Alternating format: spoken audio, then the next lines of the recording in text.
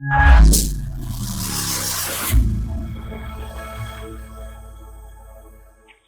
সাইরাম, জয় মা তারা, জয় সীতারা। নমস্কার, আমি শ্রীকথার শ্রী শাস্ত্রী। আজকে আলোচনা করব পড়াশোনা নিয়ে, কারণ সামনেই পরীক্ষার মরশুম। সব বাবা মাদের মাথায় হাত, কি করবে ছেলেমেয়েরা, কিরকম মার্কস পাবে, এত পড়াশোনা করেছে, তারপরে যদি ভালো মার্কস না আসে কি করবে, কিরকম রেজাল্ট হবে, বন্ধুদের কি বলবে, সব নিয়ে মানুষের চিন্তা শেষ নেই। তাই আজকে আমি চট জলদি কিছু টোটকা বলবো পড়াশোনা নিয়ে। অবশ্যই পড়াশোনার ভালো মন্দ মনোযোগ না বসার কারণ কিন্তু হচ্ছে বাচ্চাদের রাশিচক্র।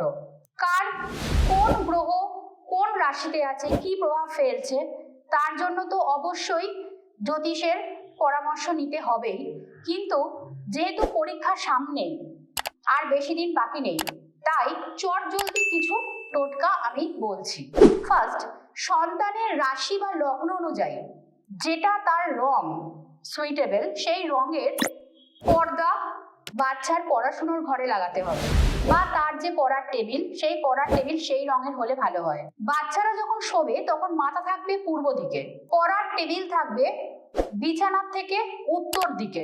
বাড়িতে যদি সরস্বতী মায়ের মূর্তি থাকে, যদি বাড়িতে সরস্বতী মায়ের কোনো মূর্তি থাকে, তবে তার সামনে ঘিয়ের প্রদীপ জ্বালান।